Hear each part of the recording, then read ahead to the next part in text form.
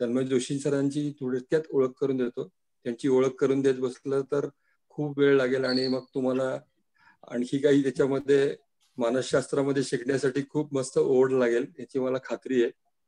ते स्वतः मानसशास्त्रज्ञ तज्ज्ञ असून मागचे 10 वर्ष ते या कार्यामध्ये आहेत.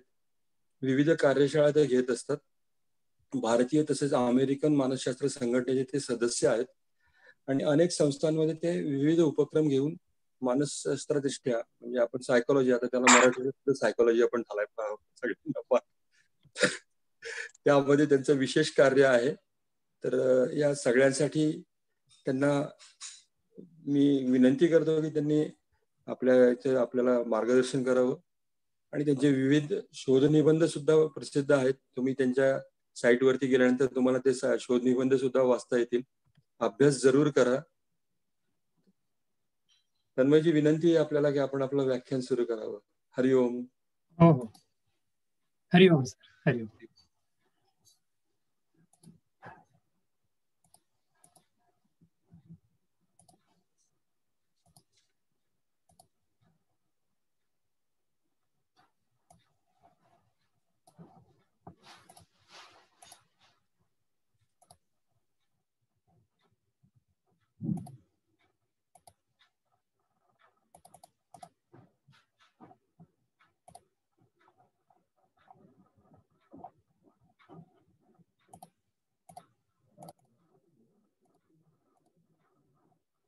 एकच मिनिट आहे.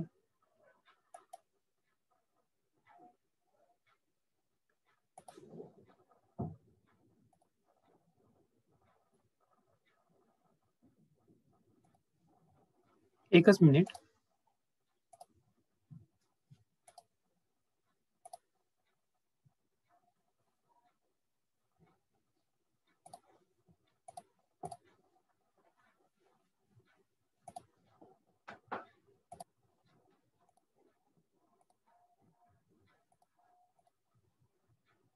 आता दिसतंय पीपीटी व्यवस्थित?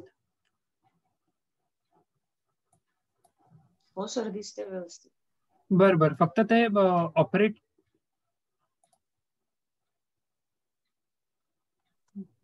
फुल स्क्रीन होऊ शकेल का? काय काय फुल स्क्रीन होऊ शकेल का? हो, तोच प्रयत्न करतोय खरं. एक मिनिट. हो हो, डबल क्लिक करा ना सर. माझ्याकडनं काय ओके, येस. हरिओम सगळ्यांना पुन्हा एकदा. आणि आपल्या मुख्य व्याख्यानाला आजचं जे एक आपले चर्चा सत्र आहे, एक आपल्या व्याख्यानाचा विषय जो आहे आरोग्य आणि स्वास्थ्य, तर या सगळ्यामध्ये मानसिक वातावरणाचं महत्व काय आहे, आपण या आपल्या विषयावरती एक एक करून आपले महत्वाचे मुद्दे काय आहेत आणि त्यांचा आता सध्या रिलिव्हन्स किंवा इम्पॉर्टन्स काय आहे, तोही भाग सगळा आपण विचारात घेऊ. मुख्य व्याख्यानाला सुरुवात करण्यापूर्वी आदरणीय गुरुजी श्री गंधार सर आणि आजचे सूत्रधार श्री कुलकर्णी सर, मी तिघांविषयी कृतज्ञता व्यक्त करतो आणि ही संधी दिली म्हणून. आणि आपल्या मुख्य व्याख्यानाला आता आपण सुरुवात करू. आरोग्याचं महत्व आपण सगळेच ओळखतो, हे जाणतो सुद्धा. योगाच्या दृष्टिकोनातून आपण जेव्हा विचार करतो तेव्हा शारीरिकता आणि आपली मानसिकता दोन्ही दृष्ट्या आपण स्वस्थ असणं हे आरोग्यासाठी फार महत्वाचं आहे. आणि हे स्वास्थ्य, आरोग्य आणि स्वास्थ्य याचा जो एकूण सिग्निफिकन्स आहे, रिलिव्हन्स जो आहे, एकूण थोडक्यात जर असं डिस्कस करायचा झाला तर आपण काय विचार करतो, आपल्याला काय जाणवतं, आपण काय फील करतो, आणि तिसरं आपण काय ऍक्शन करतो किंवा कृती करतो. म्हणजे थोडक्यात आपले विचार, आपल्या भावना आणि आपलं वर्तन, थॉट्स, फिलिंग्स आणि ऍक्शन्स, ह्या त्रिकोणामध्ये जेवढी एकसूत्रता असेल, एकसारखेपणा असेल, एकतानता असेल, तेवढं आपलं आरोग्य आणि स्वास्थ्य हे नक्कीच महत्वाचं असतं. बाळा मला खरंच माहित असतं तर मी माहित असतं म्हणजे दिलं योगाच्या होतं तुला ते. अनुषंगानं आपण या ते 3 गोष्टींवरती कशात नक्कीच ठेवलं हे होतं सातत्यानं मला काम माहिती करतच होतं. असतो. दोन आपला तो सापडले मला या अभ्यास पिशवीत. स्वाध्याय कोणतं तो पिशवीत? असतो. या. यम नियम आसन आणि अन्य जे सगळे योगातले याच्यात कपडे एक एक विशेष आहे ते. फक्त. मग आणखीन त्याच्यामध्ये काय आहे? मनीषाताई तुमचा मानसिक वातावरण मनीषाताई म्हणजे तुमचा हा. माईक बंद करा. तो का ते बाटली याच्यात नव्हती. मनीषाताई माईक बंद करा आपला. जेव्हा आपण मानसिकतेचा विचार करतो तेव्हा आपलं मन हे अनेक अशा घटकांनी संयुक्त असं असतं किंवा अनेक इतर गोष्टींचा त्याच्यामध्ये अंतर्भाव असतो. अनेक गोष्टी मिळून आपलं मन हे तयार होत असतं आणि त्याची सातत्यानं जडणघडण ही होत असते. मग मन म्हणजे नेमकं काय? अर्थात आजच्या या 21व्या शतकात सगळ्यात अशा फॅसिलिटीज आहे पण तरी ते आयडेंटिफाय करता येत नाहीये. पण अर्थात मनावरती कोणकोणत्या गोष्टींच्या माध्यमातून परिणाम होतो आणि मनाचा कोणकोणत्या गोष्टींवरती परिणाम होतो असा जर आपण विचार करण्याचा प्रयत्न केला तर अर्थात विचार, आपल्या भावना, इमोशन्स, जवळजवळ 50 ते 60 भावना आपण अनुभवतो आणि व्यक्त करत असतो. आपल्या इच्छा, आपल्या स्मृती, अमुक एक गोष्ट आपल्या ही लक्षात राहते, अमुक एक गोष्ट नेमकी आपण विसरतो किंवा काही गोष्टी विसरायचं म्हटलं तरी आपण विसरत नाही आणि जे लक्षात ठेवायचं आहे असं म्हणतो पण तरी ते लक्षात राहत नाही. असं का बरं? आणि अर्थात आता जसं आपण बघितलं तसं आपलं वर्तन. या महत्वाच्या घटकांनी मिळून आपलं मन, आपली मानसिकता ही तयार होत असते. आपल्या विषयाचा दुसरा भाग म्हणजे वातावरण. आता वातावरण म्हणजे आजूबाजूचा परिसर, म्हणजे नाशिकचं वातावरण कसं आहे किंवा पुण्याचं वातावरण कसं आहे किंवा एखाद्या खेडेगावातलं वातावरण कसं आहे, तो सगळा भाग येणार. अर्थात रचना कशी आहे, सामाजिकता कशी आहे, आणि मग आपण म्हणतो की अमुक अमुक एका एरियामध्ये जर का राहत असतील तर तिथलं वातावरणच असं आहे की असे असे संस्कार झाले, अशा अशा सवयी झाल्या. मग ते एकतर सकारात्मक असं वातावरण असेल, सकारात्मक अशी एकूण सामाजिकता असेल, सोशल स्ट्रक्चर असं असेल किंवा ऍडव्हर्स म्हणजे निगेटिव्ह पण असेल ते. अर्थात निसर्गाचा भाग अनेकदा एक नेहमी भाग जो असा डिस्कस करतो की आता योगाच्या दृष्टिकोनातून जर आपण विचार करतोय, घरी जो आपण योग करतो सकाळी असेल किंवा संध्याकाळी असेल आणि आपल्या त्र्यंबकच्या सेंटरला निसर्गाच्या सान्निध्यात तिथे आश्रमामध्ये जो एकूण योगाचा सराव, तो फरक, तो अनुभव हा वेगळा असतो. म्हणून आपल्या भारतीय परंपरेमध्ये एक शब्द आहे तो म्हणजे स्थान महात्म्य. आपण घरी करतो ती पूजा आणि एखाद्या देवस्थानामध्ये जाऊन आपण नमस्कार करणं, ती भावना जी अनुभवतो तो नाही म्हटलं तरी तो एक तिथे वातावरणाचा भाग हा नक्कीच असतो.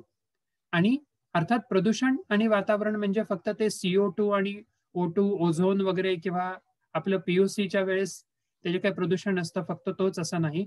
मानसिकतेच्या अनुषंगाने जेव्हा आपण सातत्याने विचार करतो तेव्हा शब्द प्रदूषण आहे, मानसिकता दूषित होणं हाही भाग आहे.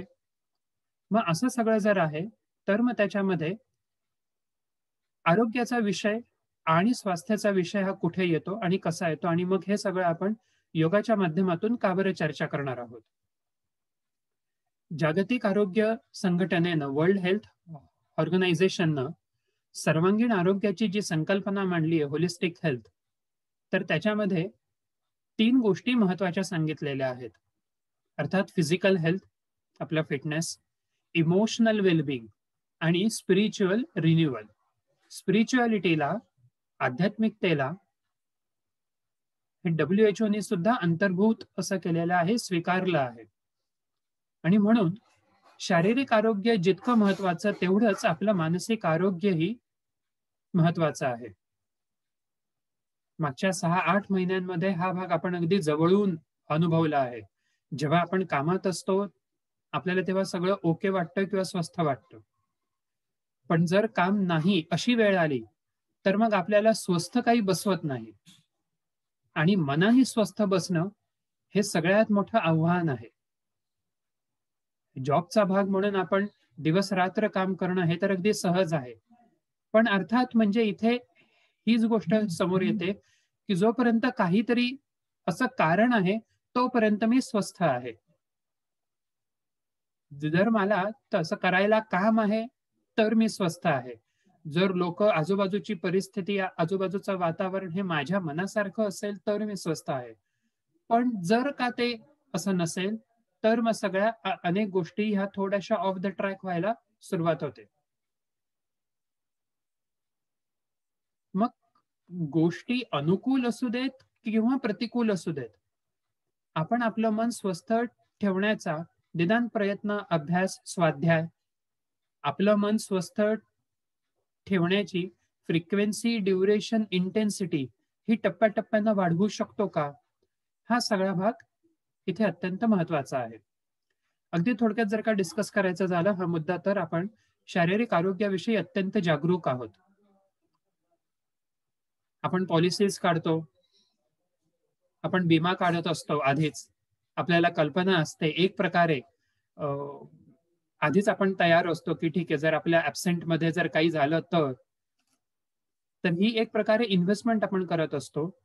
थोडीशी जर काही आपल्याला अशी लक्षणं जाणवली, आपण लगेच आपल्या मेडिकल कडे जातो किंवा डॉक्टरांकडे जातो, स्वतःहून त्यांना सांगतो की हा त्रास होतो, ही लक्षणं जाणवत आहेत, हे परिणाम आम्ही अनुभवतोय वगैरे. नक्कीच चांगली गोष्ट आहे. दुसरा अत्यंत महत्वाचा भाग की इक्वली आपण सायकोलॉजिकल हेल्थ बद्दल अवेअर, अलर्ट, जागरूक आहोत का? 2-4 दिवस झाले जर आपला मूड लागत नसेल किंवा आपल्याला स्वस्थपणे समाधानाची झोप लागत नसेल, निदान आपल्याला स्वतःपुरता तरी प्रश्न पडतो का की हा माझ्या मनामध्ये बदल का बरं होतोय? आधी जी गोष्ट मला खूप आवडत होती ती आता गेले 8-15 दिवस झाले ती का बरं आवडेनाशी अशी झालीय? आता का बरं सारखं मूड नाहीये, बोर होतंय, इच्छा नाहीये, अशी उत्तरं किंवा अशी मानसिकता माझी का बरं होतीये? आणि जर तसं असेल तर मी निदान माझ्या घरातल्या व्यक्तींकडे, एखाद्या मित्राकडे किंवा जे कोणी असे त्यातले आपण तज्ञ म्हणू, आपण त्यांच्याकडे सहजतेने चर्चा करू शकतो का? तर अनेकदा याचं उत्तर हे नाही असतं किंवा आपल्याला पटकन समजत नाही की नेमकं माझ्या मनामध्ये काय आणि कसे बदल होत आहेत किंवा त्याचं जे सोर्स असेल हे नेमकं कशामुळे होत आहे. मग हे जर का शारीरिकता आणि मानसिकता आहे, मग इथे योगाचा संबंध काय आहे? केवळ अभ्यासाचा किंवा सिलेबसचा विषय म्हणून नाही, तर योग म्हणजे युज धातूपासून बनलेला, अर्थात हा शब्द आपण आपल्या अगदी पहिल्या सुरुवातीच्या लेक्चर्स मध्ये सुद्धा आपला थेरॉटिकली हा भाग नक्कीच झालेला असतो. आत्म्याचा परमात्म्याशी मिलन किंवा इथून तिथे जोडणं म्हणजे ते योग. योगाची आणखीन व्याख्या जी आहे, अस्तित्वाला कारणीभूत ठरणाऱ्या सर्व पातळ्यांवरती सर्व घटकांना जोडण्याची जी प्रक्रिया ती म्हणजे योग. म्हणून योग ही फक्त एकदा केलं आणि झालं किंवा 1 महिन्याचा कोर्स केला आणि झाला असं नाही, तर इट इज अ प्रोसेस. हे कंटिन्युअस सिक्वेन्स मध्ये आहे. आणि सुरुवातीला जसा एक मुद्दा आपण विचारात घेतला की आपले विचार, आपल्या भावना आणि आपले वर्तन, ह्या 3 गोष्टींमध्ये जेव्हा एकसूत्रीपणा, एकतानता असेल तेव्हा आपण म्हणू की अधिक समाधानी आणि अधिक स्वस्थ आहोत. अस्तित्व, एक्झिस्टेन्शियल अप्रोच, अस्तित्वाला कारणीभूत ठरणाऱ्या सर्व पातळ्यांवरती, म्हणजे फक्त आणि फक्त आसनं केली आणि झालं, फक्त आणि फक्त आपण आपल्या आहारावरती नियंत्रण आणलं म्हणजे आपण स्वस्थ झालो किंवा म्हणजे आरोग्य आपलं अबाधित राहिलं असं नाही. तर मग तिथे आपल्याला इतरही अनेक अशा घटकांचा विचार हा करणं आवश्यक आहे योगाच्या दृष्टिकोनात. योगाच्या रेफरन्सने कर्मसु कौशलम म्हणजे स्किलफुली काम करणं, ती गोष्ट सोडणं किंवा त्या गोष्टीमध्ये अति इन्व्हॉल्व्ह होऊन ते काम करणं असं नाही, तर स्किलफुली जेवढा तो सायकोलॉजिकल एनर्जी फोर्स रिक्वायर्ड आहे तेवढा देऊन ते काम करणं आणि मग तिथून मानसिकतेनं हे बाहेर पडणं, तेही अर्थात योगामध्येच अंतर्भूत आहे. आणि दुसरा सायकोलॉजीच्या दृष्टिकोनातून स्वास्थ्यच्या अनुषंगाने चित्त, वृत्ती, निरोध. चित्त म्हणजे अर्थात आपलं मन, आणि वृत्ती म्हणजे ॲटिट्यूड. अर्थात attitude means what? Any spontaneous reaction is what is attitude. वृत्ती, कुठल्याही गोष्टीला जी आपली स्वाभाविक अशी प्रतिक्रिया असते ती म्हणजे वृत्ती. एखाद्याने जर आपल्याला एखादं काम सांगितलं, अरे वा, हो, चला आपण करूया, ही झाली सकारात्मक अशी वृत्ती. आणि आणखीन दुसरं जर काही, का बरं करायचं, मग कशासाठी करायचं, असं केलं तर चालेल का, मग तसं केलं तर चालेल का, शंका, नकारात्मक वृत्ती. अर्थात वृत्तीचे इतरही अनेक असे प्रकार आहेत. सो टाइप्स ऑफ ॲटिट्यूड एक भाग झाला, पण मूळ भाग जो इथे आहे चित्त, वृत्ती, हे निरोध आहे, कंट्रोल नाहीये.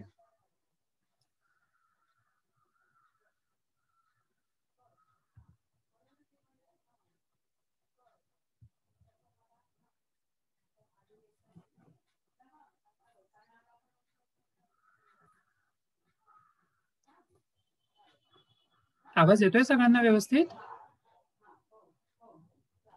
हो सर, येतोय. येतोय, ओके ओके, येस. हा, आता निरोध म्हणजे नेमकं काय? आता सध्या इथे दिल्लीला आंदोलन वगैरे चालू आहे. आणखीन कुठल्या काही कमेंट्स वगैरे नाही, पण हे शेतकऱ्यांचं आंदोलन आहे. आणि शेतीच्या दृष्टीनं हा भाग, हा शब्द आपल्याला समजून घ्यायला खूप सोपा आहे. शेतकरी शेतामध्ये काय करतो? साधारण 1 एकर, 2 एकर किंवा 5 एकर अशी जी काही शेती असेल, तर तिथे जर का त्याचं पाणी द्यायचं असेल, एकदम 5,000 लिटरचा टँक आणला आणि तो एकदम भडाभडा सोडला, असं कोणी करत नाही. ते पाणी संपूर्ण शेतीला, सगळी ती जी काही पिकं असतील किंवा एकंदर जे काही जमीन आहे तिथे टप्प्याटप्प्यानं आणि एका ठराविक फोर्सनं ते पाणी सोडणं. म्हणजे पाणी सोडायचंच आहे, ती सोडण्याची फक्त पद्धत, ती सोडण्याचा जो काही स्पीड आहे, सगळ्यांना इक्वली ते पाणी हे पोचेल अशा पद्धतीनं ते सोडणं, हे झालं रेग्युलेट करणं. योग आणि मानसिकतेचा जो संबंध आहे, रिलेशन जे आहे, ते या अर्थानं. गीता असेल, योग असेल किंवा मानसशास्त्र असेल, ते कुठलीही गोष्ट सोडून द्या, कंट्रोल करा, सप्रेस करा, असं कधीच सांगत नाही. पण जिथे जेवढं आवश्यक आहे तिथे त्या पद्धतीनं ते आपली भावना, आपले विचार, आपलं वर्तन इन्व्हेस्ट करणं, रेग्युलेट करणं, हा भाग तिथे आहे. म्हणून ते झालं निरोधन, योग चित्तवृत्ती निरोध. तर मग अशा पद्धतीनं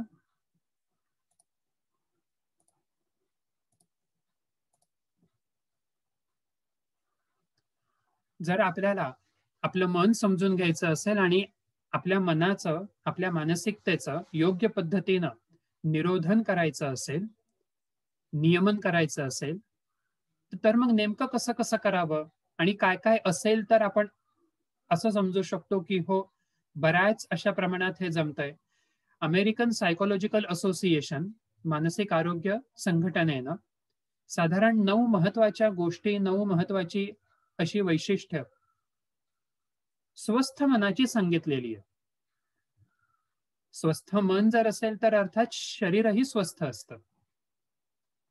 सगळ्यात पहिलं म्हणजे भावनिक दृष्ट्या स्थिर असणं, स्टेबिलिटी ऑफ आवर इमोशन्स. उगाच अति चिडचिड करणं आणि अति उत्साहामध्ये असं काम करणं, असं न करता भावनिक दृष्ट्या स्थिर असणं, स्टेबल असणं. सुख दुःखे समे कृत्वा लाभालाभो जयाजयो. सुखात आणि दुःखात शक्य तितकं स्थिर असणं. दुसरं जे आहे, चारित्र्याची परिपक्वता.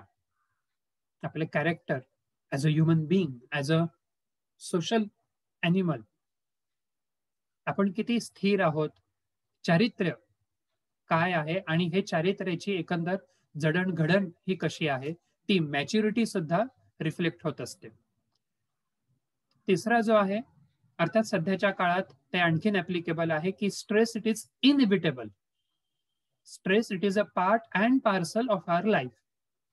म्हणून तो ताण येऊच नये असा विचार करण्यापेक्षा जर ताण तो आहे, येत आहे, सगळ्यात पहिले म्हणजे ऍक्सेप्टन्स, की हो मी आता ताणाची परिस्थिती अनुभवतोय.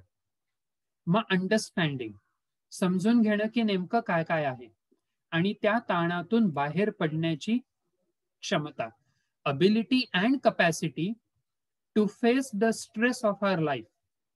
स्ट्रेस म्हणजे काय, अगदी थोडक्यात सांगायचं झालं तर, जर का माझं वजन हे 50 किलो आहे आणि जर मला 70 किलो वजनाची वस्तू उचलायला सांगितली तर अर्थात ताण येणार.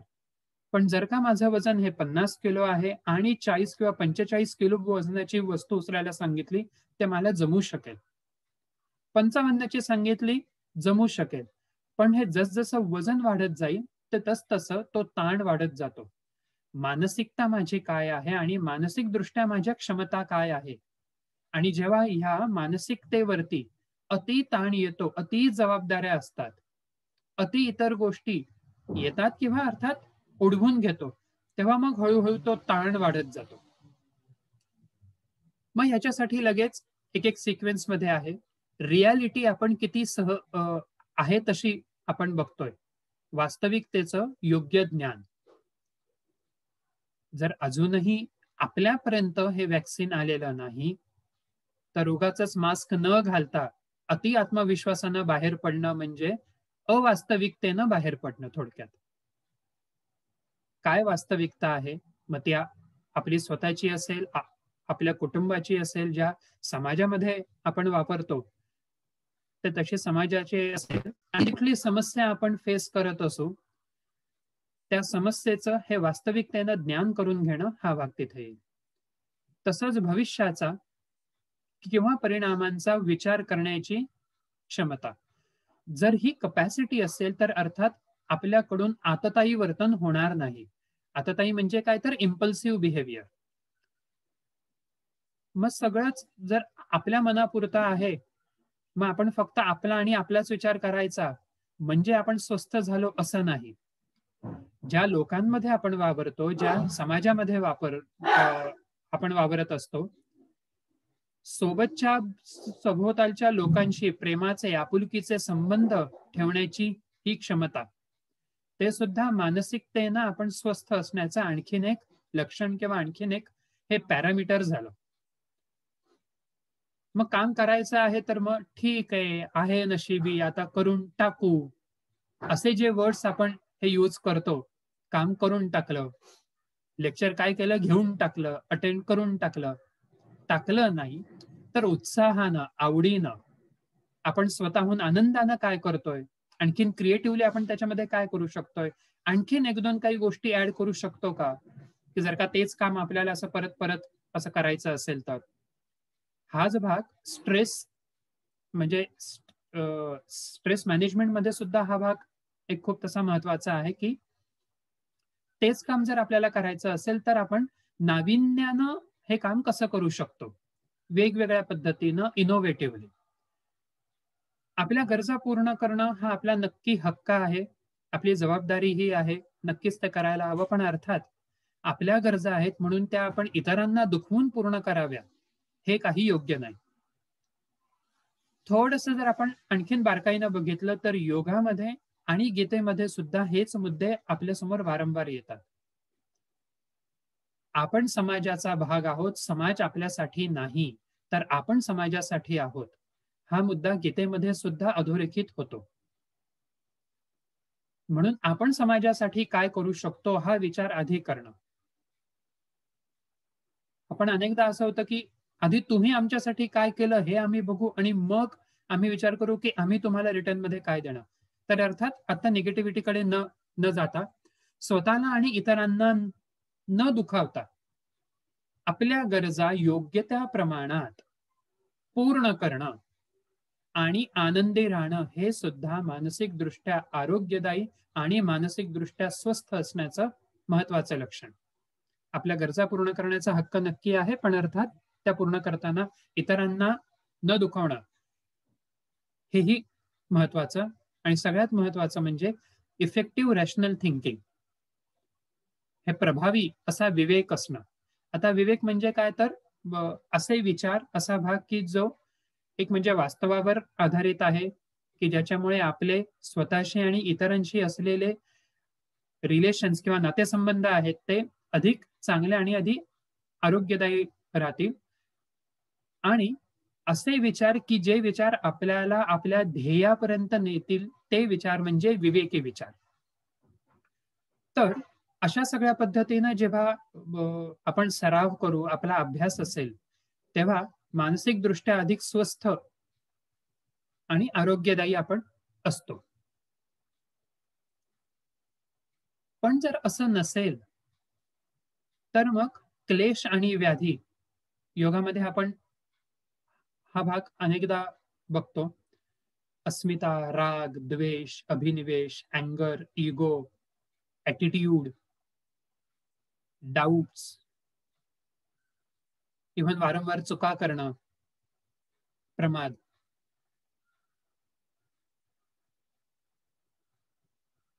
रामायणामध्ये आणि योग वासिष्ठामध्ये सुद्धा हा भाग आहे की रामानी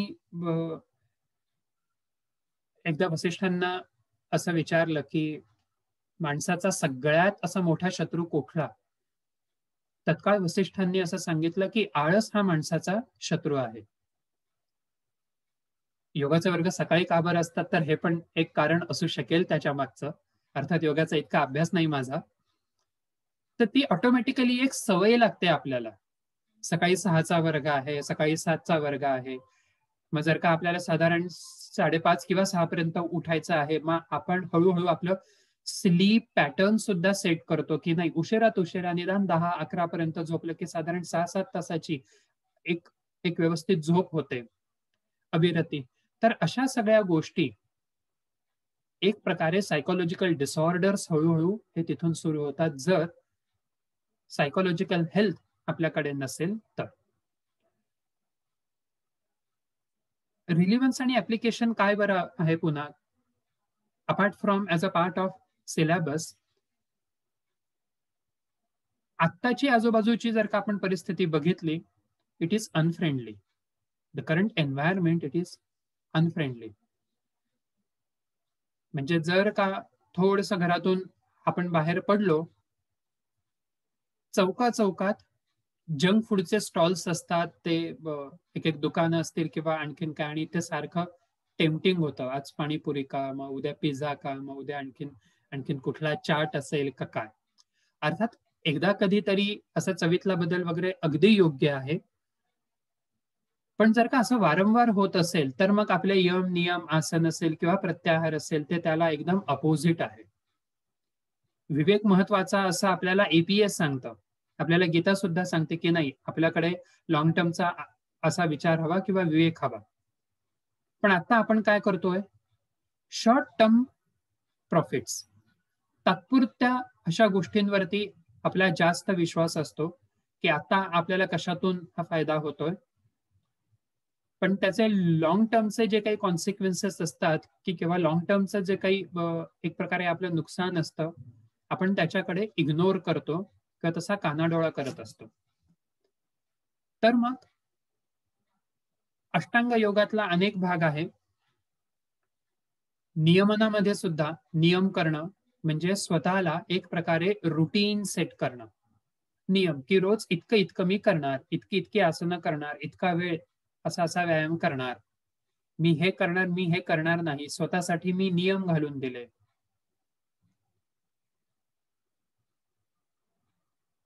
शौच आहे, इव्हन स्वाध्याय आहे, रोजचा असा अभ्यास करणार, हे नियम झालं. रोज मेडिटेशनचे काय फायदे आहेत आपल्याला सगळ्यांना माहिती. आसनं अर्थात अनुभवतोच आपण. आसनांमुळे काय आणि कशी आपल्याला फ्लेक्झिबिलिटी येते, किती म्हणजे कमी वेळामध्ये आपण आणखीन जास्त फ्रेश होतो. अनुलोम असेल किंवा विलोम असेल किंवा इव्हन प्राणायाम आहे, मग तसं त्याच्यामध्ये पुन्हा कुंभक, रेचक वगैरे असं सगळं. अष्टांग योगातला आणखीन एक महत्वाचा भाग म्हणजे प्रत्याहार. प्रति आहार, अगेन्स्ट. मग अगेन्स्ट म्हणजे सारखं फक्त कंट्रोलच करणं किंवा इनहिबिट करणं असं नाही. तर प्रत्याहार म्हणजे काय, तर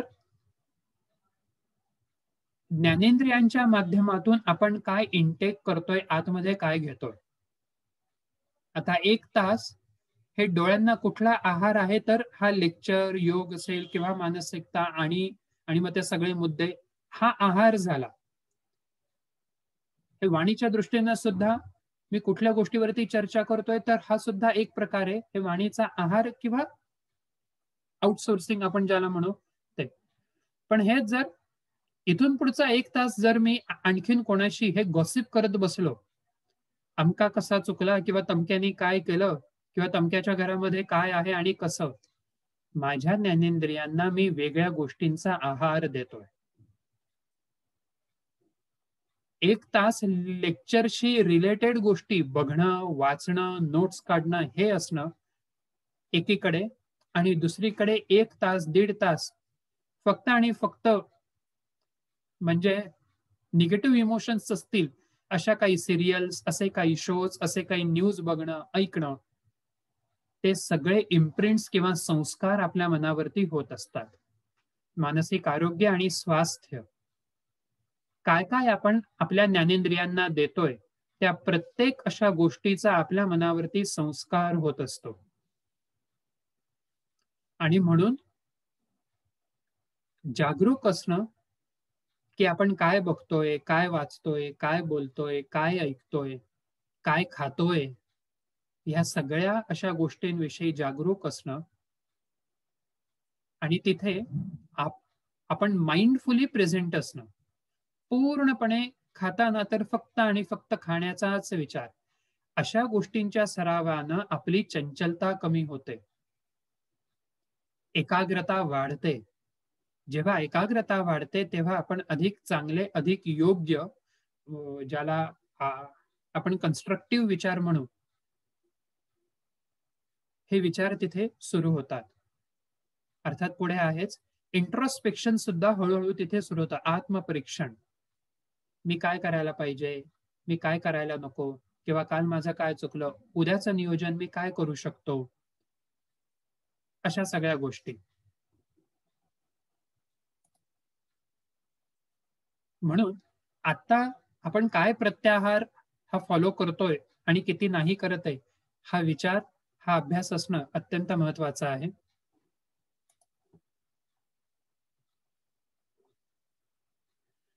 आरोग्यदायी आणि स्वास्थ्याच्या दृष्टिकोनातून जर आपलं मानसिक असं वातावरण अधिक आपल्याला वृद्धिंगत करायचं असेल, एनहान्स किंवा डेव्हलप करायचं असेल, तर त्यातल्या काही 6 ते 7 या महत्वाच्या गोष्टी. आणि ह्याच्यामध्ये योगाचा रोल जो असेल, तो रोल फक्त आणि फक्त आसनं किंवा फिटनेससाठी असं म्हणूनच नाही. म्हणजे काही संशोधनांमधून हेही समोर आलेलं आहे की म्हणजे पाश्चिमात्य लोक आपण म्हणतो की अरे वा, ती लोक आता आपला योगा करतात, मग आपणच का नाही करत वगैरे सगळं. हे नक्की कौतुकाची गोष्ट आहे, पण त्यातला आणखीन दुसरा भाग असा, आसनं आपल्यापेक्षाही चांगले ते असे करतही असतील, आहार त्यांच्याकडून फॉलो होतो का तेवढा, जी त्यांची लाईफस्टाईल आहे, उपभोगाची जी कोण त्यांची संकल्पना आहे, ड्रिंकिंग पॅटर्न जे आहे, जे आपण मगाशी रेग्युलेशन ऑफ आवर इमोशन्स आणि ऍक्शन्स म्हटलं, सेक्स बद्दलचे जे काही त्यांचे एकूण विचार किंवा जे काही एकूण तिथलं असं लाईफस्टाईल आहे, तर असा सगळा जर का विचार केला तर तिथे अनेकदा योग ऍज अ फॅशन किंवा फक्त आणि फक्त फिटनेस म्हणून बघितला जातो. त्याच्या पलीकडे योगाचा विचार काही वेळेस होत नाही. होतही असेल काही जणांच्या बाबतीत, पण हा नेहमीच होतो असं नाही. म्हणून योग जीवनशैली म्हणून आपण करू शकतो का? योगाच्या दृष्टिकोनातून आपण मूल्यांचा विचार करू शकतो का? आणि योग हे नेमकं कशासाठी आपण करतोय? सकाळचा 1 तास असेल किंवा संध्याकाळचा 1 तास असेल, जे हे वेगवेगळे सर्टिफिकेट वाले जे आपण कोर्स करतो, हे नक्की प्रोफेशनल तर आपल्याला आवश्यक आहेच. आपल्याला जे आणखीन प्रोफेशनली एक एक अचीव्ह करायचं आहे आणि इक्विप्ड एक एक व्हायचं आहे, हे त्याच्यासाठी तर आवश्यक नक्कीच आहे. पण आणखीन आपण या कोर्सेसमधून असं काय बरं शिकतो आणि कितपत आपण इम्प्लिमेंट हे करू शकतोय, असा विचार जर असेल तर आपली सर्वांगीण अशी वाढ, आपला सर्वांगीण असा विकास हा तिथे होतो. मग हे करत असताना आत्मपरीक्षण, इंट्रोस्पेक्शन, आता जसं आपण डिस्कस केलं, थोडंसं अंतर्मुख होणं आणि आपल्या स्वतःविषयी विचार करणं. काय विचार आहेत, आपण जे काही वागत आहोत, आपले जे काही वर्तन आहे हे कितपत योग्य आहे, शिस्त आपण फॉलो करतोय का, असा सगळा विचार. दुसरं अत्यंत महत्वाचं म्हणजे डायरी रायटिंग. ऑस्ट्रेलियामध्ये एक संशोधन असं झालेलं आहे की तिथे साधारण 2 महिन्याचा एक योगाचा कोर्स केला तिथे, आणि योगाच्या त्या कोर्समध्ये जे कोणी पार्टिसिपंट्स होते त्यांना संपूर्ण 2 महिने योगाच्या कोर्स सोबतच रोज संध्याकाळी रात्री डायरी लिहायला सांगितली. आणि 2 महिन्यानंतर ते जे कोणी 48 असे पार्टिसिपंट्स होते, त्या 48 लोकांच्या डायरीचं इव्हॅल्युएशन केलं गेलं, अर्थात त्यांची परवानगी घेऊन. आणि असं लक्षात आलं की सुरुवातीचे 8 दिवस त्यांच्या डायरीमध्ये फक्त आणि फक्त नकारात्मक गोष्टी होत्या. आज हे नाही आवडलं, आज ते नाही आवडलं, आज बोर झालं, आज काही मूड नाही लागला, आज हे दुखायला लागलं, ते दुखायला लागलं. पण जसजसा कोर्स हा पुढे सरकत गेला तसतसं त्यांच्या डायरीतला कंटेंट अधिक सकारात्मक होत गेला, अधिक अंतर्मुखी करणारा असा विचार समोर येत गेला की आज मी स्वतःविषयी हा विचार केला, आज आता इथून पुढे मी हे नियोजन केलेलं आहे, आता मी हा संकल्प केलेला आहे, असा सगळं. म्हणजे जो काही कोर्स आपण करतोय त्याचा एक आपल्याला, ज्याला ऑब्जेक्टिव्ह टेस्टिंग म्हणू, ते सुद्धा डायरीतून आपल्याला मिळतं की हो, मी काल एकूण किती विचार केले आणि त्यातले असे कन्स्ट्रक्टिव्ह किती होते, आवश्यक किती होते आणि अनावश्यक विचार किती होते, असाही काही अभ्यास आपण करू शकतो. मौन व्रत. अनेकदा गंधार सर हे त्र्यंबकला जे असे फॉरेनर्सचे वर्ग जे होतात, तर तिथे ते तसे पार्टिसिपंट्सला एक ऍक्टिव्हिटी ही देत असतात की आठवड्यातला कुठलाही एक दिवस तुम्ही निवडा आणि सराव करा, अभ्यास करा की संपूर्ण दिवस काहीच बोलायचं नाही, एक अक्षर बोलायचं नाही, आणि आपणच आपल्यापुरतीच नोंद ही ठेवायची की आज मी किती बरं विचार केले. एक गमतीची गोष्ट अशी, संपूर्ण मौन सुरुवातीच्या फेजमध्ये आपल्याला करणं खूप अवघड आहे, कारण अगदी नकळत दर मिनिटाला आपण स्वतःशीच 600 ते 800 शब्द बोलत असतो. 600 to 800 वर्ड्स पर मिनिट. शब्दांच्या माध्यमातून असेल, आकृत्यांच्या माध्यमातून असेल किंवा सिम्बॉल्सच्या माध्यमातून. म्हणजे आता सुद्धा एकीकडे आपण लेक्चरचे नोट्स हे काढतोय, एकीकडे आपण ते लेक्चर ऐकतोय आणि ऍट द सेम टाइम हे मनात सुद्धा हे बरोबर सांगतायत का, हे अप्रोप्रिएट आहे का, हे पटतंय का नाही, हे पटत नाही, अरे वा हो असं झालंय, अरे वा नाही.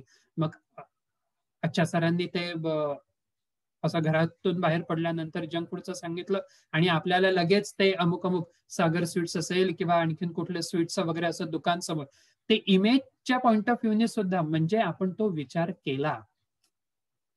आणि म्हणून भाषा आणि आपलं मन हे एकमेकांशी संबंधित आहे.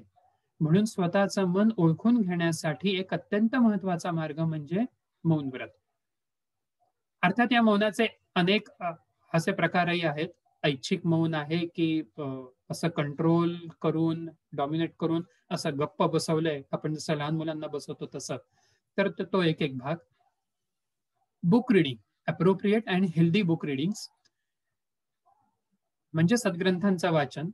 मग त्याच्यामध्ये ज्ञानेश्वरी असेल किंवा दासबोध असेल, हेवंत तुकारामांची गाथा असेल आणि अन्य कुठलेही आपापल्या घरामध्ये जे काही ज्याला आपण परंपरा म्हणू किंवा जो काही एकूण अभ्यासाचा किंवा संस्कारांचा भाग असेल, हे त्या दृष्टीनं पण त्या एका विशिष्ट मानसिक वातावरणात जेव्हा आपण असू मग तसे तसे ते एक एक विचार आपल्या मनामध्ये सारखे घोळत असतात.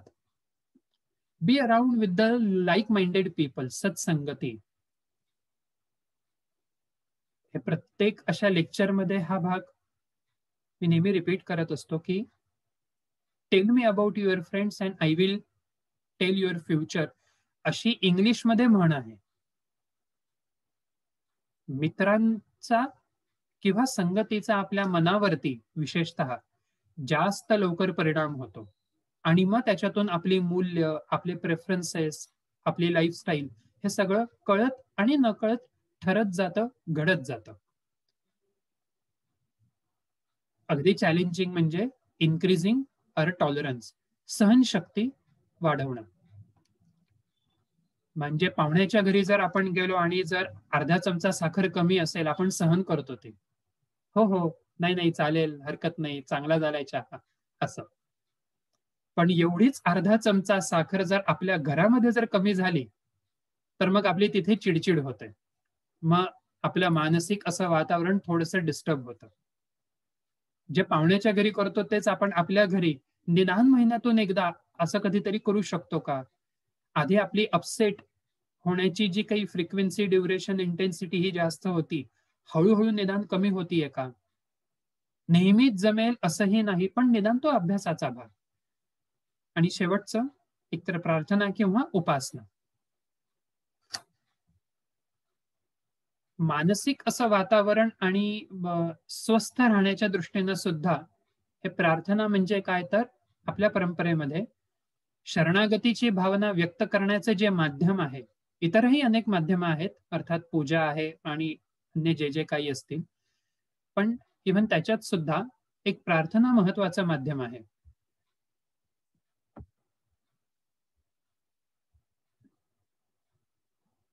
मी सगळे प्रयत्न केलेले आहेत, जे जे मला शक्य होतं ते सगळं केलेलं आहे. आता इथून पुढे जे असेल ही इच्छा तुझी. अगदी डॉक्टर्स सुद्धा शेवटच्या फेजमध्ये हेच सांगतात की आता देवाची इच्छा.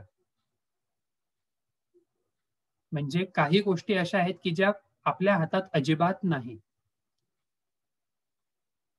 एक हा श्रद्धेचाही भाग आहे आणि दुसरा मानसिकतेनं सुद्धा जर आपण विचार केला तर आपल्याला जर एखादा सपोर्ट असेल, आपल्या सोबत जर कोणी असेल तर आपल्याला आणखीन हलकं वाटतं, आणखीन बरं वाटतं, चांगलं वाटतं. मग सपोर्टच जर आपल्याला घ्यायचा असेल तर मग आणखीन जास्त आनंदी व्यक्तीचा, आनंदी अशा सोर्सचा तो सपोर्ट आपण का बरं घेऊ नये? मग आणखीन आनंदी, आणखीन योग्य असं कोण असेल तर आपले गुरु असतील, ईश्वर असेल, भगवंत, परमेश्वर, जी जी एक एक संकल्पना आपण म्हणू, हे त्या दृष्टीनं. आणि मग तोच भाग सायकोलॉजीमध्ये फॅक्टर्स विदिन कंट्रोल आणि फॅक्टर्स आउट ऑफ कंट्रोल असा पण आहे. म्हणजे प्रयत्न करणं, फॅक्टर्स हे विदिन कंट्रोल, केलेल्या प्रयत्नांना यश येणं किंवा न येणं फॅक्टर्स आउट ऑफ कंट्रोल. मग त्याला ईश्वर म्हणू, आपलं नशीब म्हणू किंवा आणखीन काही म्हणू शकतो. तर मग असा सगळा भाग आपल्या मनाला वारंवार हे पटवून देण्यासाठी आपल्याकडे अशा व्हरायटीज खूप आहेत. म्हणजे प्रार्थनेचे प्रकार थोडक्यात भक्ती आहे, याचना आहे किंवा कबुली आहे, इंग्लिशमध्ये ज्याला कन्फेशन म्हणतात, किंवा कृतज्ञता व्यक्त करणं की हो हे तुमच्यामुळे झालं किंवा तुम्ही आहात म्हणून. एक म्हणजे पूजा करणं, हे प्रार्थना म्हणून करणं, रुटीन म्हणून करणं असेल तर भाग वेगळा.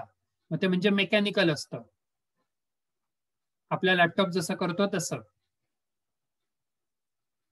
लॅपटॉप असेल किंवा कॉम्प्युटर असेल ते कधी असं नाही म्हणत की आता रात्रीचे 2 वाजलेत मग कशाला झूम मीटिंग सुरू करायची, किंवा सकाळी 8:30 किंवा 9 झाले आणि आता आणखीन कुठली तरी वेळ झाली, मग आता जाऊ दे, आज इतकंच पुरे. हे झालं मेकॅनिकल. पण स्वतःहून आवडीनं, उत्साहानं हे कुठलंही कार्य, मग त्याच्यामध्ये पूजा सुद्धा येईल, आवडीनं उत्साहानं करणं. साकडं घालणं किंवा धावा करणं, एक द्रौपदीचं उदाहरण आपल्याला सगळ्यांना माहिती आहे की एकदम एक्स्ट्रीम केसमध्ये की आता काहीच नाही, ओनली अँड ओनली यू, ही एक मानसिकता तिथे. आणि मग तसं विश्व प्रार्थना, आत्ताच्या काळाचा जर आपण विचार केला तर म्हणजे बेनिफिट्स काय आहेत, हे सगळं चांगलं आहे ते बरोबर, पण हे का बरं करायचं, हे काचं उत्तर जर आपण डिस्कस करू शकलो, आपल्याला समजून घेऊ शकलो, आणि तसंच इथून पुढची जी काही जनरेशन आहे सो त्यांच्याशी जर हे डिस्कस केलं तर ते आणखीन लवकर अपील होतं. बेनिफिट्स कुठल्याही अशा प्रोडक्टचे जर असतील तर मग तिथे करण्याची हळूहळू एक इन्व्हॉल्वमेंट वाढते. मग का बरं प्रार्थना करायची आपण? इतक्या सगळ्या अशा पद्धती आहेत किंवा प्रकार आहेत, तर का बरं? सगळ्यात बेसिक म्हणजे आपलं अंतःकरण शुद्ध होतं. वेंटिंग आउट आवर इमोशन्स, आपल्या मनावरचा जो काही ताण आहे तो ताण तिथे लगेच हलका होतो किंवा बाहेर पडतो. म्हणून अनेकांना हाही अनुभव असतो की आपले जे काही श्रद्धास्थान असेल तिथे गेल्यावरती किंवा त्या स्थानाची आठवण झाल्यावरती अगदी नकळत आपल्या डोळ्यामध्ये पाणी येतं, अश्रू येतात. थोडंसं आपलं मन तिथे हलकं होतं. अपार्ट फ्रॉम धिस, मूलभूत अशा नकारात्मक भावनांचा निचरा होतो जेव्हा आपण प्रार्थना करतो. दुसऱ्या व्यक्तीचा आपण एक्झिस्टन्स किंवा अस्तित्व स्वीकारतो, श्रद्धा ठेवतो, ती सपोर्ट सिस्टीम आपल्या सोबत आहे हा भाग तिथे असतो. तेव्हा असं माझ्याच बाबतीत का बरं, मीच एकटा असा कसा, हे कम नशिबी, आणि हे माझंच नशीब असं कसं, असं सगळं जे काही सुरुवातीला ब्लेमिंग अप्रोच असतो, या भावनांमुळे, सकारात्मकतेमुळे मी एकटा नाही, माझ्यासोबत आणखीन कोणीतरी आहे, ही सकारात्मकता तिथे हळूहळू वाढीस लागते. आपल्या विचारांमध्ये लवचिकता सुद्धा येते, म्हणजे ज्याला आपण फ्लेक्झिबल थिंकिंग म्हणू. आधी आपलं असतं की हे असं केलं आणि म्हणून असंच झालं, हे असं व्हायलाच नको होतं, एककल्ली विचार करत असतो. पण जेव्हा प्रार्थना असेल, सकारात्मकता असेल, तिथे हळूहळू की हो, हे असं पण होऊ शकतं. आणि शेवटचं म्हणजे self understanding, self realisation, self actualisation, की मी काय काय करू शकतो आणि हो, मी काय काय करू शकत नाही. स्वतःचा आणखीन सर्वांगीण, स्वतःचा आणखीन होलिस्टिकली विचार तिथे वाढीस लागतो. आणि म्हणून वेगवेगळ्या प्रकारच्या अशा प्रार्थना, मग त्याला उपासना म्हणा किंवा आराधना म्हणा किंवा श्रद्धा व्यक्त करण्याचं एक आपलं असं माध्यम. सामाजिकता सुद्धा त्याच्यातून ही जोपासली जाते. इतरांना दुःख नको,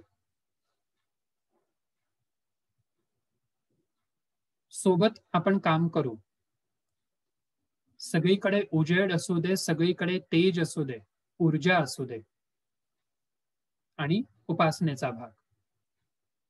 तर अशा सगळ्या पद्धतीनं भारतीय परंपरा, योगातले जे असे मुख्य विचार आहेत, मुख्य जे अष्टांग योग आपण म्हणू, तेच आहेत. अर्थात फक्त ते करत असताना जितकं आपण समजून उमजून इलॅबोरेटिव्ह अप्रोच आपण जर ठेवला तर ते आपल्याला अधिक लवकर समजेल, अधिक लवकर अपील होईल.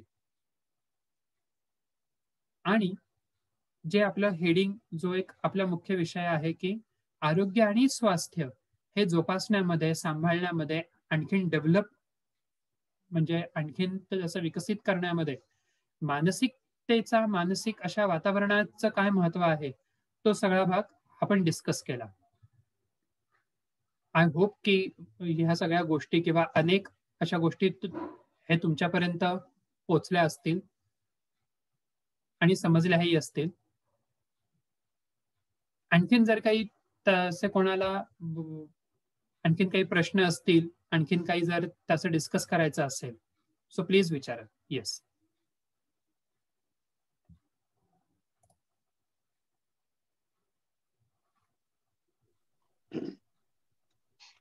सर, ते याचना करणे जरा समजून सांगा ना. याचना करणे, हो. लोन, आपल्याला जेव्हा लोन हवं असेल तेव्हा आपण ऍप्लिकेशन देतो काहीतरी. आणखीन कोणाकडून जर आपल्याला काही असं मागायचं असेल तर आपण तिथे याचना करतो. म्हणजे इथे आपल्या काय मर्यादा आहेत, आपल्याकडे काय नाही हे आपल्याला माहिती असतं. समोरच्याकडे ते आहे हेही आपण स्वीकारतो आणि आपली गरज ही मोकळेपणानं आपण तिथे व्यक्त करतो की आज आम्हाला अमुक अमुक इतके इतके पैसे हवे आहे किंवा आमच्याकडे आता ही सोय नाही, ती तुमच्याकडे आहे, तर ती प्लीज ही तुम्ही द्याल का. म्हणजे न कळतपणे आपला इगो हा तिथे कमी होतो. म्हणून मग प्रार्थना म्हणजे आधी जसं आपण बघितलं, हे अष्टांग योगातला जो एक भाग आहे, हे प्रार्थना, हे भगवंता, हे ईश्वरा किंवा आपले जे काही हे कोण सद्गुरूंचं तत्व असेल तिथे आम्ही इतपत हे केलं, हे करू शकलो, पण आता इथून पुढचं हे आमच्याकडून होत नाही, तुम्ही आम्हाला ते सहाय्य करावं. ही याचना, ही भावना तिथे व्यक्त करणं, तो भाग म्हणजे याचनेचा. आणि म्हणून मग हे पण दुसरा भाग जो आपण बघितला की बेनिफिट्स किंवा प्रार्थनेचे फायदे, मग त्याच्यामध्ये आपल्या भावनांची शुद्धी होते, अंतःकरण शुद्धी असेल, आणि नकारात्मक भावना ज्या आहेत सो त्याही मग तिथे हळूहळू कमी होतात. तो सगळा भाग येतो. Thank you sir. Yes, thank you.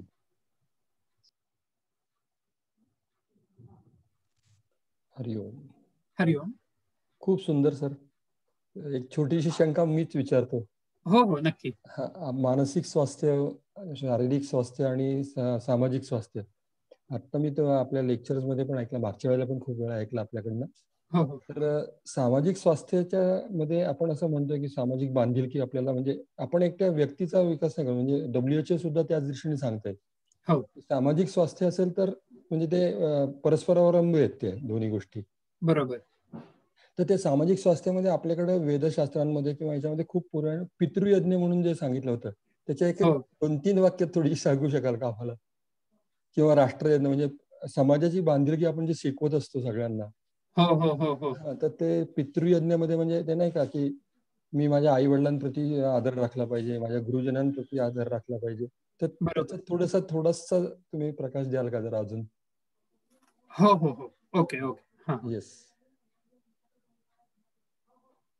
हा, सामाजिकता, सामाजिक असं वातावरण आणि आपलं स्वतःचं आरोग्य आणि स्वास्थ्य. आता ह्याच्यामध्ये आपण टप्प्याटप्प्यानं जर असं बघण्याचा प्रयत्न केला, आधी पण जसं डिस्कस केलं की हा भाग गीतेतही आहे आणि एक अगदी प्रॅक्टिकली सुद्धा जरी आपण कन्सिडर केलं तर आपण समाजासाठी आहोत, आपण समाजाचे भाग आहोत, हा विचार असणं हे केव्हाही चांगलं. समाज आपल्यासाठी आहे असा विचार आपल्यासाठी अर्थात हितकारक असा नाही. मग जर मी समाजाचा आहे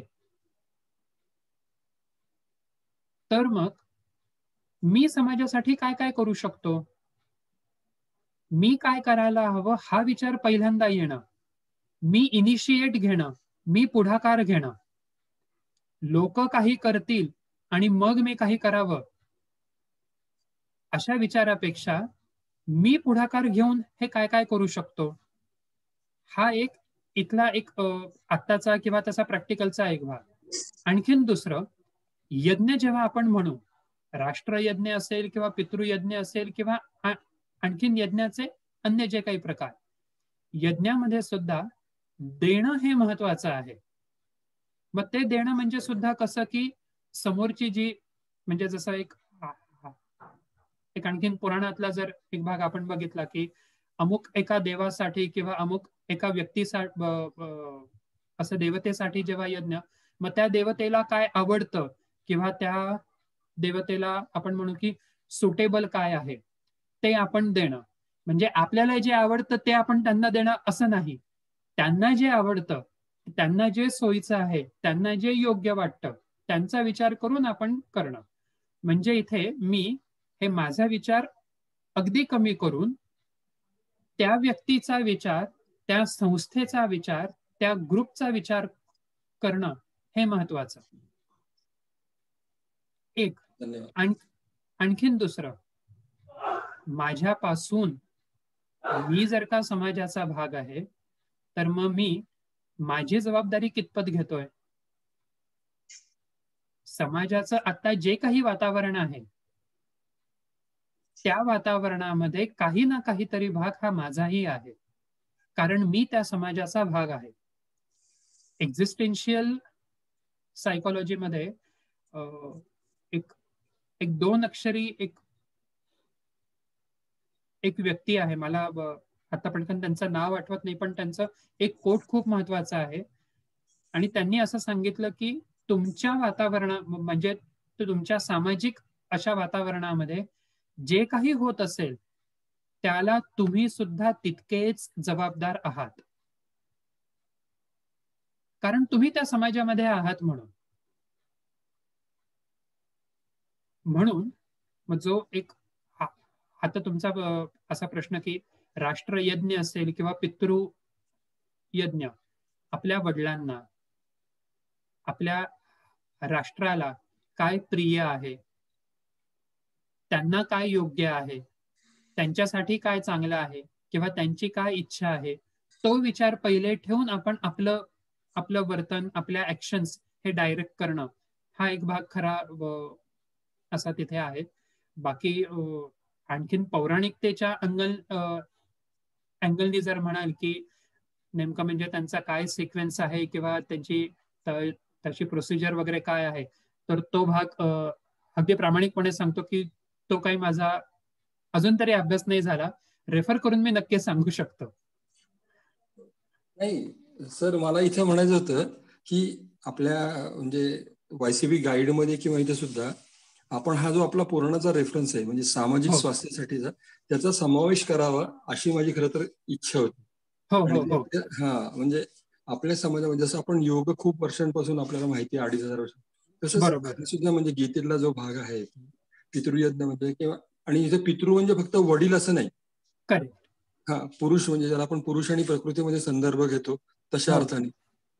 तर त्या दृष्टीने जरा थोडासा ह्या सगळ्या साधकांना एक जरा विचार द्यावा ही खरं तर म्हणजे हा प्रश्न विचारण्यामागे माझी ही इच्छा होती की साधकांना सुद्धा ती हे मिळाली पाहिजे की ती एक अजून एक वेगळी दिशा आहे, जो तुम्ही तुमच्या समाजा म्हणजे तुमच्या व्याख्यानामध्ये दिलाच आहे तो विषय. तो त्याचा तुम्ही रेफरन्स खूप वेळा आलाच आहे, रादर म्हणजे मेन पार्ट होता तो. त्याच्यामध्ये सुद्धा मला असं वाटलं की हा आपल्या जुन्या याच्यातला पण आहे रेफरन्स, तर तो अजून त्याच्यावर अजून जास्त प्रकाश पडला. खूप खूप धन्यवाद सर, खूप खूप आभारी आहे. Thank you so much. खूप सुंदर. सर, एक विचारायचं होतं, तुमच्या पहिल्या स्लाइड मध्ये तुमचं जे इंट्रोडक्शन आहे त्याच्यामध्ये मी बघितलं की तुम्ही तिथे डॉक्टर अल्बर्ट एलिस आणि REBTचा संदर्भ दिलेला आहे. तर ऍक्च्युली अल्बर्ट एलिस बद्दल मी थोडंसं वाचलेलं आहे आणि त्यांची विचारधारा जे तुम्ही स्टार्ट केला, विचार, भावना आणि कृती, हा त्यांचा आभा आहे विषयाचा, आणि त्यातूनच त्यांची ती रॅशनल इमोटिव्ह बिहेवियरल थिअरी ही डेव्हलप झालेली आहे. तर मला विचारायचं होतं की आपलं योगशास्त्र आणि REBT यांच्यामध्ये काय साम्य आहे आणि काय फरक आहे. म्हणजे मला असं वाटतं की योगा हा REBT पेक्षा बऱ्याच खूप पुढच्या पातळीवर आहे. नक्की नक्की नक्की नक्की. REBT म्हणजे रॅशनल इमोटिव्ह बिहेवियर. रॅशनल म्हणजे आपल्या विचारांवर आधारित. मग तो जर योगाच्या अनुषंगानं जर आता आपल्याला डिस्कस करायचं असेल अगदी थोडक्यात, रॅशनल म्हणजे ज्ञानयोग, इमोटिव्ह म्हणजे भक्तियोग, आणि बिहेवियर म्हणजे कर्मयोग.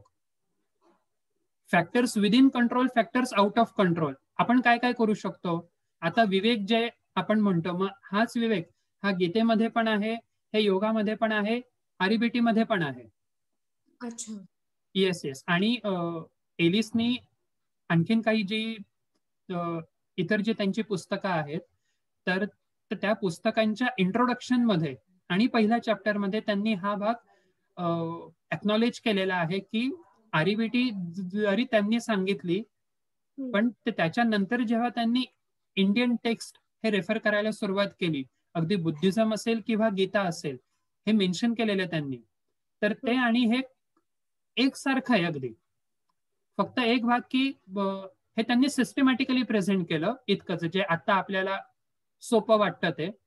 आणि आपला एक अप्रोच असा असतो की आजच्या गीतेचा अभ्यास कधी करायचा, मग ते जेव्हा गीता जयंती असेल किंवा गीता पठण असेल आणि मग तेव्हा श्लोक वाजले की गीतेचा अभ्यास झाला.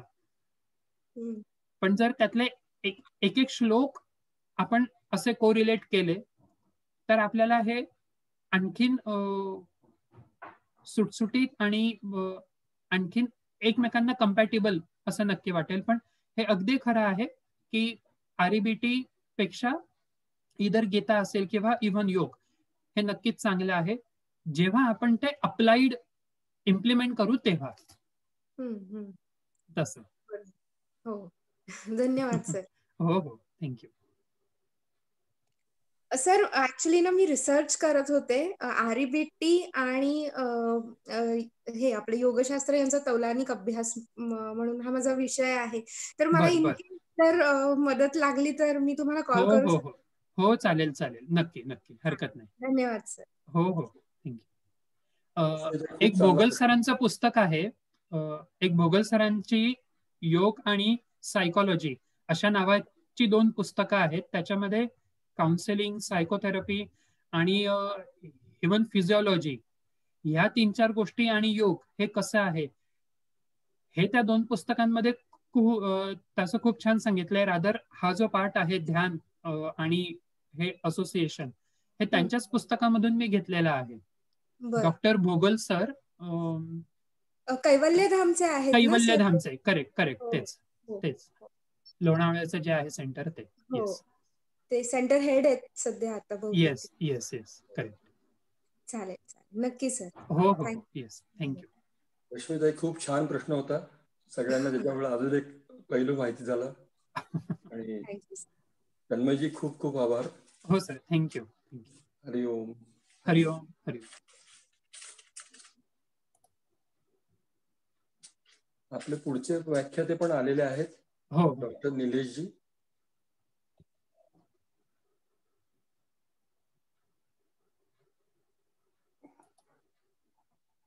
दोन मिनिटात जॉईन होतील ते.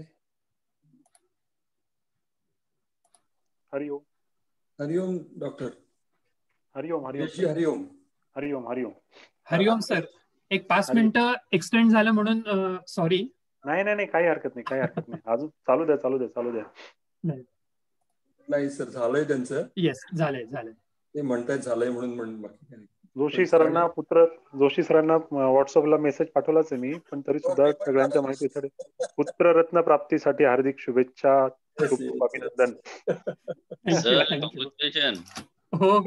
कोरोनाची लस घेऊनच आला पोरगा आता.